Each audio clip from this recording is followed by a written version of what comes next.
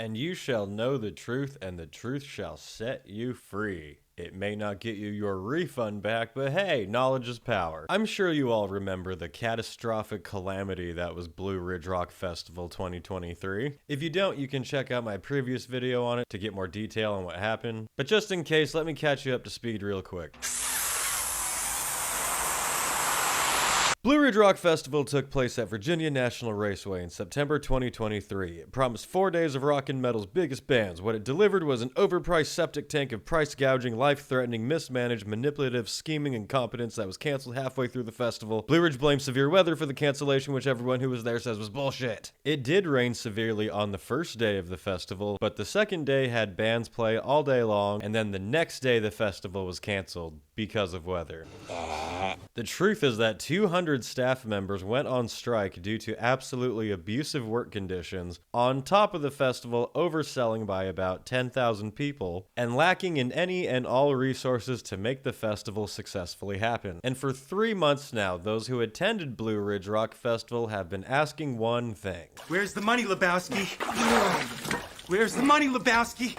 Where's the fucking money, shithead? Show me the money! It's my money and I need it now! It's my money, and I need it now! Ever since its implosion, Blue Ridge has remained steadfast on their claim that the weather was entirely to blame for the cancellation, as well as saying that there's lots of misinformation about what happened online. The day after the collapse, Blue Ridge made a post promising an update on refunds in the following week. That same month, they posted 2 more statements, both offering up a big word salad of nothing garnished with bullshit, literally saying nothing other than "we can't give you more information at this time." They then fucked off and went radio silent for 3 whole months, until the very end of December. With it being the season of giving, they felt in the mood of giving another heaping pile of bullshit. In their latest gaslighting attempt, parading as an official statement, Blue Ridge has said, "We are extremely sorry for the delay in providing a clear resolution for 2023's partial cancellation. We know that frustrations are continuing to compound, and fans deserve more communication and information from us. It has pained us immensely that we have not been permitted to do so thus far. For the first time, we have recently been given permission to issue this more complete statement. Our event had the benefit of festival interruption and abandonment insurance. Receiving coverage for a claim of this magnitude takes a considerable amount of time. The firms representing the festival expect a response to the claim in the first quarter of 2024 or shortly thereafter. After the response from the insurance companies, we will update all of you and begin the process of providing complete resolutions for everyone. Our insurance policy has language restricting our public pronouncements until the claim is settled. This is the reason we have largely been silent. It has been incredibly difficult to not publicize evidence to refute many of the reports surrounding the festival. However, we are unwilling to jeopardize the recovery of the policy for you, the fans, prejudice our rights, or prejudice the insurance carrier's rights. We eagerly await the moment we can provide full transparency. The unanticipated, sudden, and extraordinary storms, which put fans, crews, bands, and the event in grave danger, were incredibly unfortunate. The damage caused by these storms has yet to be fully revealed. Despite the time this process has taken, we have not stopped working diligently on your behalf. The moment we have the authority,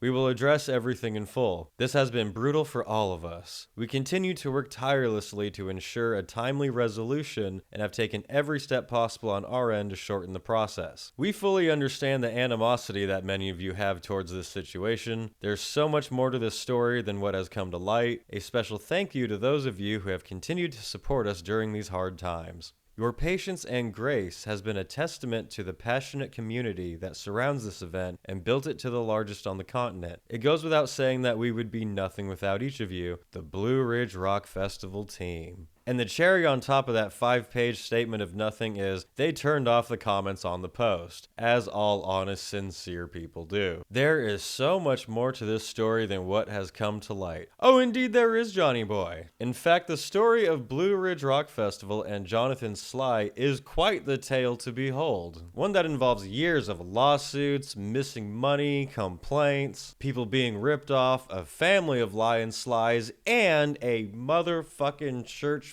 Ponzi scheme. I Bet you did not see that one coming. That's right, everyone's favorite detective, the savior of metal, is here to crack the case and break the truth on Blue Ridge Rock Festival and show you all just how deep the Lion Sly pipeline really goes. Headbang the like button, stage dive onto the subscribe button, and windmill the video to your friends. And did you know that for just 99 cents a month, you too can sponsor a broke-ass metalhead making stupid YouTube videos? If you're a fan of my stuff and would like to support my quest to conquer metal YouTube, consider becoming a member. Memberships are only 99 cents a month, and each one really helps me toward my goal of creating a life-size Godzilla to invade Canada. And with that said, grab a seat and get comfortable while I expose Blue Ridge. See, what Sly did here is a form of legal manipulation. He's attempting to deflect responsibility from himself while setting up a false narrative to try to legally dodge any serious consequences. The statement is written to imply that the festival and fans are in this together, equally impacted by the sudden cancellation that was entirely the fault of unexpected natural causes. So there's no one to blame here, and if there's no one to blame, then there's no one responsible for issuing everybody full refunds. Here, let me break this sneaky legal talk down for you. In the very first sentence, we have clear resolution to 2023's partial cancellation. Notice the word resolution, not refund. Refund specifically means reimbursing money. Resolution, on the other hand, could mean something like free tickets, discounted tickets, free drinks, tiny little hookups that won't cost Jonathan anywhere near as much as having to actually refund everybody. Partial cancellation is to imply that the resolution doesn't have to be equal to a full cancellation. Technically, about a day and a half of the festival did happen, so maybe Jonathan won't feel you should get a full resolution. Perhaps he thinks 40% of a resolution will suffice. It has pained us immensely that we have not been permitted to do so thus far. Implies that Jonathan has been oh so desperate to help all of the people he stole money from, but some mysterious entity won't let him. So it's not his fault that he's been radio silent for 3 months. Receiving coverage for a claim this magnitude takes a considerable amount of time. This translates to Jonathan is trying to find loopholes in his insurance to not be responsible for any money himself. Expect a response to the claim in the first quarter of 2024 or shortly after. Translation, you ain't gonna hear shit. Our insurance policy has language restricting our public pronouncements until the claim is settled. I don't believe you. Here Sly is trying to imply that he wants to be fully honest and open with everyone, but again, legally it's out of his hands, so it's not his fault. Here's the most telling line. It has been incredibly difficult to not publicize evidence to refute many of the reports surrounding the festival. The thing to notice here is that he has still not said the word refund anywhere in this statement. Notice he didn't say that it's been incredibly difficult to not do right by our fans and make sure everyone is compensated. What's important to him is refuting fans' reports of what really happened at the festival. That is what has been incredibly difficult for him. And it's important to him that no one can refute his claims of what happened at the festival because he turned off the comments. This sentence is hilarious to me. It's like Sly is trying desperately to get the truth out there, but the evidence is being concealed by the CIA. The actual truth is that Blue Ridge 2023 was canceled because the severe storms that one day awoke Bigfoot, who destroyed all of the bathrooms and ate all of the staff members' food. So by canceling the festival, Jonathan saved everybody's lives. You all should be thankful. The damage caused by these storms has yet to be fully revealed. The damage was so severe that the day after the storm, dozens of bands played for 12 hours to thousands of people. That's how severe the damage was. But hey, let's give him the benefit of the doubt. Maybe this post wasn't written by Jonathan. Maybe it was written by ChatGPT and it doesn't represent Jonathan's real feeling. Why don't we hear from the horse's mouth directly from Jonathan Sly what he has to say about this whole incident? I just wanted to say to the camera, on behalf of everyone out there, that I'm so sorry that for everything that people have gone through. What I can say that a lot of what you've seen is very, very inaccurate, and I'm working to clarify that. And I'm sorry that we have fallen short, and that I've fallen short of your expectations, and we'll do everything in my power to make things right. Wow, John, you know what? I appreciate that. Thanks for saying you're gonna clear up that false information, and you'll do right by Hey, wait a minute. This interview was posted 2 years ago. Blue Ridge fell apart about 3 months ago. What's the dealio? You see, this interview is from 2022, where John is addressing his festival fuck-ups from 2021. So over those 4 days, sold out, expected 30,000 plus each day.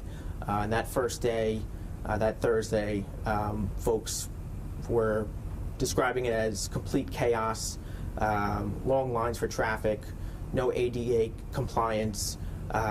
We had folks tell us that they spent hundreds of dollars on tickets and camping when there were no bathrooms and showers at the campsite, that there was a lack of space when it came to camping. Wow, that sounds like all of the exact same problems that happened in 2020-23 and in 2020-22, as a matter of fact. See, every single year, Blue Ridge has had the exact same problems. Several hour-long lines, no communication, cheap contractors, no ADA accommodation, vendors ripped off, workers leaving, fans complaining, slide disappears, returns, deflects, promises improvements, assures the fans he's taken all the steps to resolve all of the issues. All of said issues get significantly worse the following year, and rinse and repeat. It's a routine, a cute little song and dance so Sly can sing a narrative of a humble fan just trying his best while dancing his way into everyone's wallets. This interview is him being interrogated about not only a disastrous Blue Ridge in 2021, but that same year he promised Blue Ridge Country Festival, which just 4 days before it was to take place was postponed several months.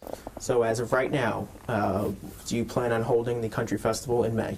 That is the game plan, yes, sir. Okay. Until it was ultimately just flat out canceled. At the time, Sly said the health department instructed them to postpone due to COVID, to which the health department said, no, we didn't. It would appear that the country festival had all of its permits pulled at the last minute by the county due to Sly not providing sufficient approved plans for a variety of essentials to the festival, such as traffic, parking, camping, and security. That's right, this country festival was canceled because the county officials saw it would lead to the exact problems that occurred at every single year of Blue Ridge Rock Fest. So for those out there not paying attention, Country Festival was cutting corners. Officials pull the plug. Sly blames COVID. Health department says nah. Festival never happens. Very same problems occur at each year of Blue Ridge Rock Festival. Each year, the exact same problems, the exact same dance. Sly disappears for a while and comes back full of deflections and false promises like a scheming ballerina. He deflects blame onto the third-party companies, you know, the ones he keeps hiring every year. He deflects blame onto public officials and confusing bureaucracy. For Blue Ridge years 2021 and 2022, he was sued by multiple bartenders and vendors claiming missing wages and tips. Jonathan blamed miscommunication on their payment process. Even though every year at Blue Ridge it's been a common trend that vendors are charged so much they have to jack up their prices just to attempt to break even, you would think after all of these complaints, lawsuits, negative publicity, Sly would actually attempt to resolve any of these problems going forward. Wrong.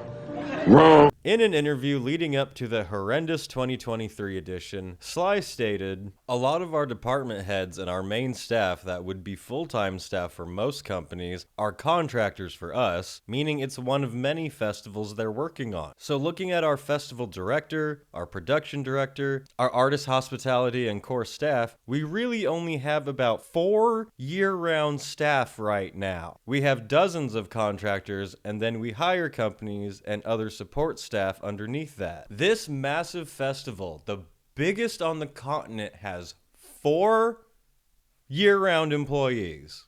4. Every single other person is either a third-party contractor, probably hired at the last minute for cheap, or possibly even a volunteer. It's very normal for a festival to hire a third-party contractor for positions like security or bartending or catering, stuff like that. That's totally normal. But this seems a bit much, Sly Guy. And why doesn't Blue Ridge and Sly Guy have the money for more crucial core team members to handle everything? Well, in that very same interview when talking about the lineup for 2023, Sly Guy stated, "I will say I'm really excited and proud of the lineup that we will put forward this year, and I'm even more excited for what we have in store for 2024. It's tricky because out of our talent lineup, we're probably overspending by about 40 or 50% compared to what we're seeing with other fees because we're not buying in bulk. So compared to a Live Nation or a DVP, we're having to pay around 40% more on the talent to be able to get them in. And again, that's not just talent related. That goes all the way down into artist hospitality, film production, or just one-offs, you name it, just because of the lack of buying power." This was the lineup for Blue Ridge 2023. Just at a glance, you can probably tell it's expensive. That is a hell of a lot of bands, especially big expensive ones, to be overspending by about 40% on. Especially when you're admitting to only having 4 full-time staff members, hiring cheap contractors for every position, have been sued for withholding money, and having years of complaints of inadequate resources. It sure sounds to me like you stood by all of those promises there, John. And I'm sorry that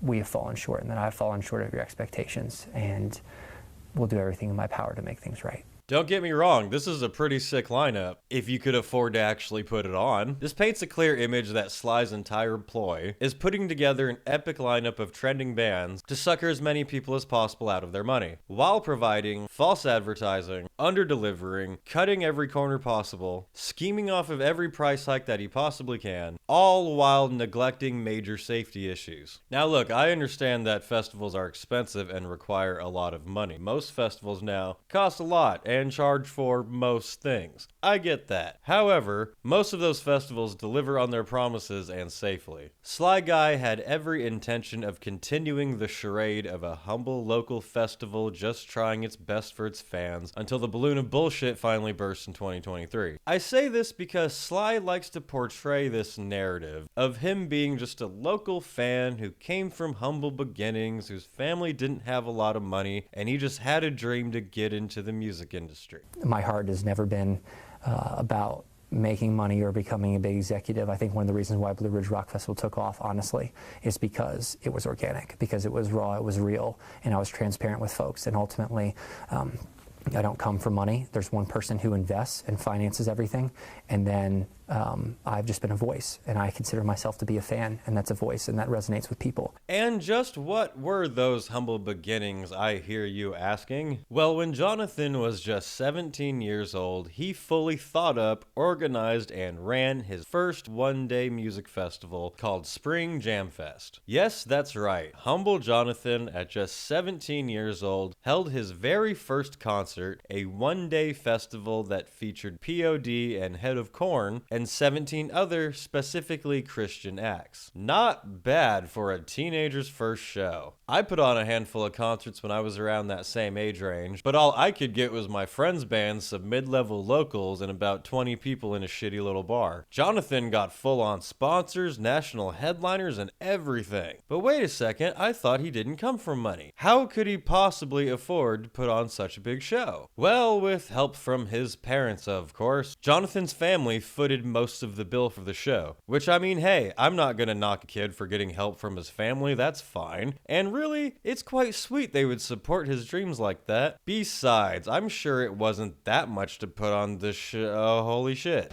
Damn! Jonathan's family put in $70,000 so he could put on this show. That is a supportive family, especially one that apparently doesn't come from a lot of money. This article about the first festival states that they had to sell at least 3,000 tickets or they would go into debt, but just a couple of days before it occurred, they had only sold around 1,000 tickets, but they were expecting many people would show up and buy at the door. But I don't know, I doubt somehow another 2,000 people or more showed up at the door to buy tickets. In this article, Jonathan's dad, John Sly, it runs in the family, says, I told him he had to have $25,000 in the bank by Friday, he says. It was the minimum necessary to put down contractual deposits. I knew he couldn't do it, John says, but by that Wednesday night, Jonathan told his father the money was in the bank. John could hardly believe it. Jonathan began reaching out to businesses and potential donors, sharing his ambition and his concern for the salvation of non-believing rockers.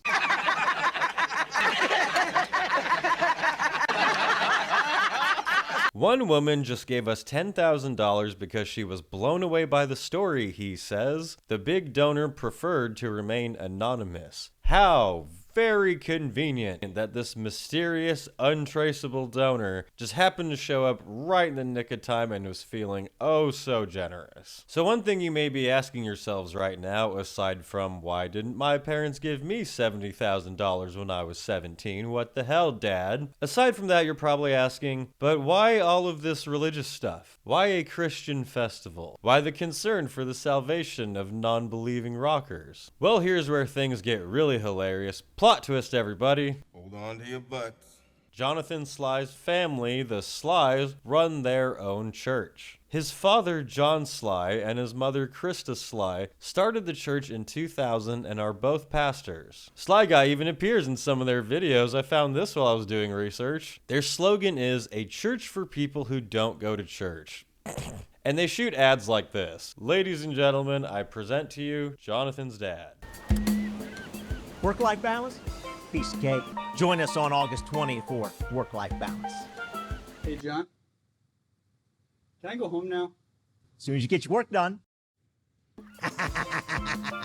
Oh, well, Jesus guide my hand to the promised land. I'm sold, Father Sly. This totally doesn't come off like a scheming church of hustlers. Let me just head straight over to your church's donation page and donate my stock portfolio and cryptocurrency. Now, I don't know if you could tell from the fact that I'm a metalhead and an asshole, but I don't go to church. I'm not familiar with current day operations of churches, but I did do a quick Google search of a couple of churches around me, and none of them took cryptocurrency. The whole thing just reeks of squeezing and scheming money. I get the feeling the Slys are more interested in your savings than your salvation. Now, I don't have any evidence of them doing any wrongdoing. I am not CoffeeZilla, and this is all just my opinion with the information that is out there, but that $70,000 is a lot of money, and there are lots of ways to hide money within a church. Now again, this is just me thinking with the information that is out there. I don't have any evidence of Jonathan's parents committing fraud, but I do have evidence of Jonathan's grandfather committing fraud. In 2008, Jonathan's grandfather, John V. Sly, that's right, a whole family of lying Slys. John V. Sly was sued along with his business partner by the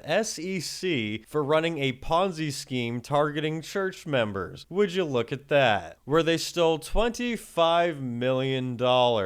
Pastor John V. Sly and his partner told investors, most of whom were church members who had been encouraged and rewarded for getting other members to join, that they were investing in future commodities trading that guaranteed daily profits of 1.5 to 1.9% that investors could pull out at any time. Stocks, for anyone who has no idea what the fuck I just said. In actuality, no money was ever invested. Requests to withdraw were either partially honored or not honored at all, with all of the investors' funds going to John V. Sly, his business partner, and according to the SEC, their family members. Ooh, that's a bingo.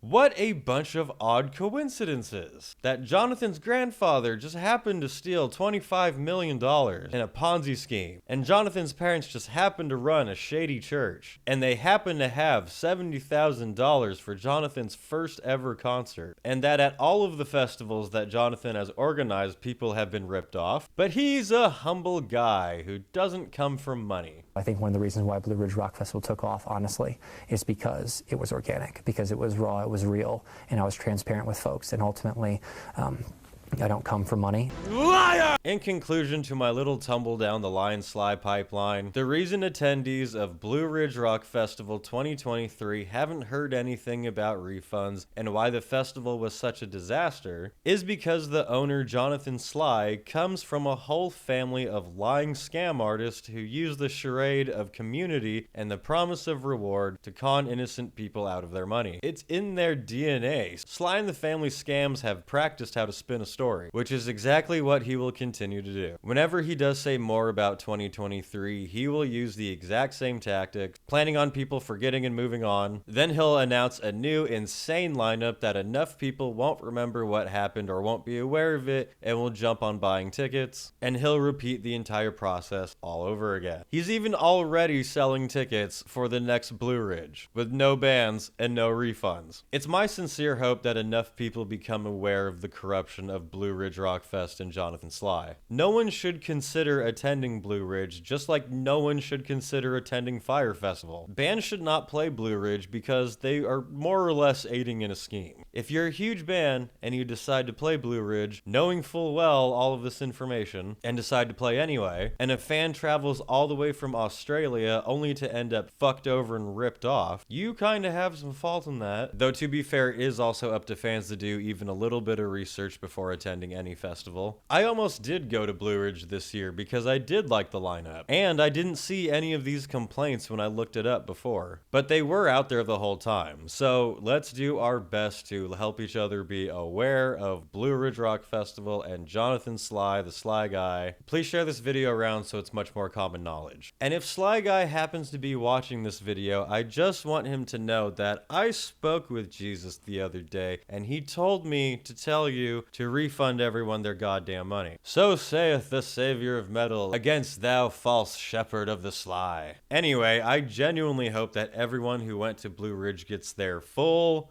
refunds. I will definitely be keeping everyone updated with future developments on this, and I hope that Sly Guy is never allowed anywhere near any concert ever again. For more from me, check out my band Dark Insanity on Instagram and here on the channel. We just recorded our first demo we'll be releasing real soon.